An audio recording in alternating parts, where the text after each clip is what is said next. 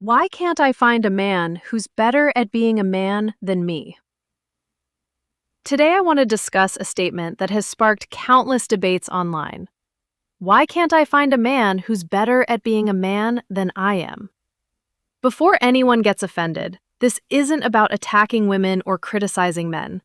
It's about understanding why more people are asking this question and what it says about modern relationships. Let's begin with what many women actually mean when they say this.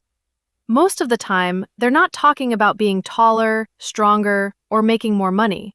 They're talking about qualities they associate with masculinity: leadership, discipline, emotional stability, accountability, confidence, and the ability to provide security.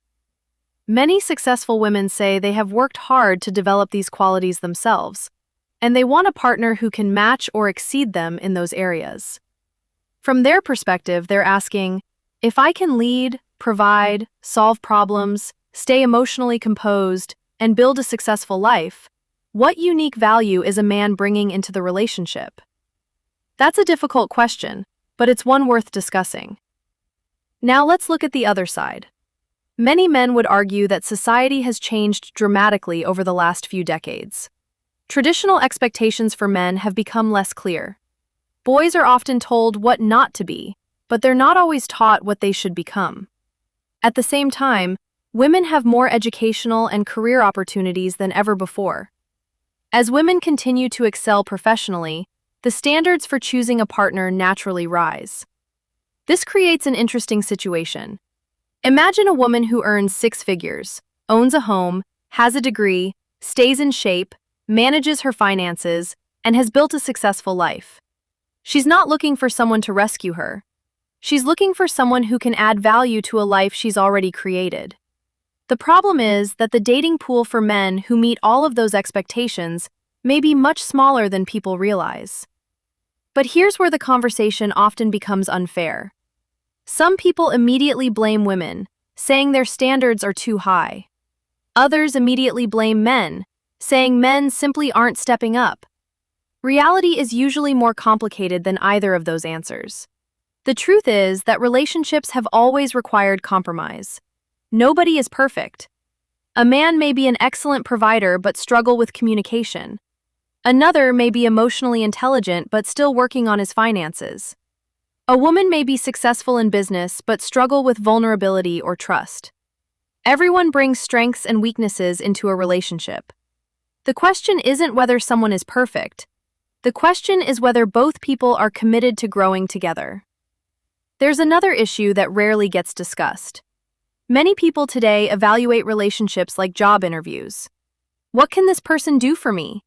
What do they bring to the table? What are their qualifications? While those questions matter, they shouldn't be the only questions.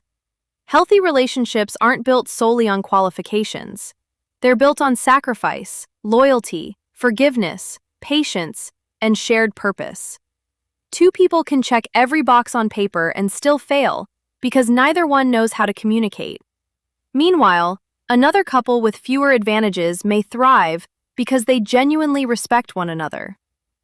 Perhaps the bigger issue isn't that there aren't enough good men or enough good women. Maybe the issue is that our expectations have become disconnected from our willingness to build something together. Instead of asking, who is better than me?